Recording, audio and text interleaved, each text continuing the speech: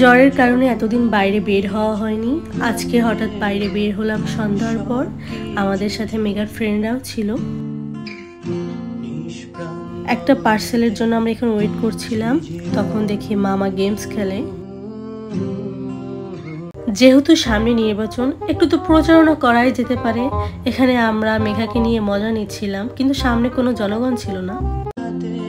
নির্বাচনের প্রচারণার পর কি করা হয়, সবাই মিলে চা খেতে হয়। এই যে চা খেতে চলে আসলাম, হাতে মেনু কার্ড দিয়ে দিল, কিন্তু তাতে তো কাজ হবে না। এসে তো এখানে খাবো দুধ চা। যতক্ষণ চা না আসে ততক্ষণ একটু ভিডিও টিডিও করে নিয়েছিলাম। এছাড়া আর মেয়েদের কাজ কি, হাতে ফোন থাকলে তো টুকটাক করাই হয়। অন্যদিকে মেঘা তার বন্ধুর পার্সেল খুলে দেখছিল। আর কারা কারা আর্জেন্টিনা ব্রাজিলের সাপোর্টার। আমি কিন্তু আর্জেন্টিনা, কিন্তু ঘরের লোকের সাথে কিন্তু বাজে, কারণ সে কিন্তু ব্রাজিল সাপোর্ট করে। আপনারা কারা কোন দল সাপোর্ট করেন? আমি কিন্তু আর্জেন্টিনা ছোট থেকে, জিতলেও আর্জেন্টিনা, ঠকলেও আর্জেন্টিনা।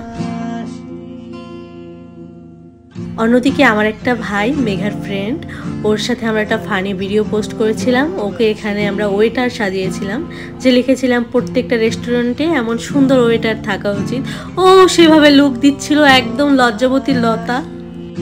দু একজন আমাকে এটা নিয়ে কমেন্টও করেছিল যে দিদি, স্বামী থাকতে কেন অন্য ছেলের দিক তাকাবে?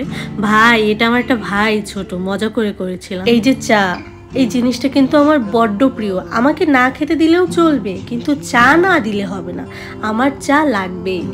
অনেকেই বলে চা খেলে নাকি কালো হয়ে যায়, তাতে আমার কোনো প্রবলেম নেই, আমি তারপরও চা খাবো। তারপর চলে গেলাম ফুচকা খেতে।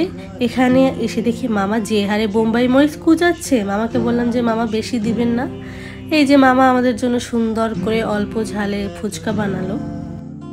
আগে ঝাল অনেক বেশি খেতাম, বোম্বাই মরিচ তো আমার একটা পুরো লাগতো, কিন্তু এখন ঝালের পরিমাণটা অনেক কমিয়ে দিয়েছি। আচ্ছা, তোমাদের কি ছোট ফুচকা পছন্দ, না ভেলপুরি, না পানিপুরি? আমার কিন্তু সব থেকে ছোট ফুচকাটা বেশি পছন্দ।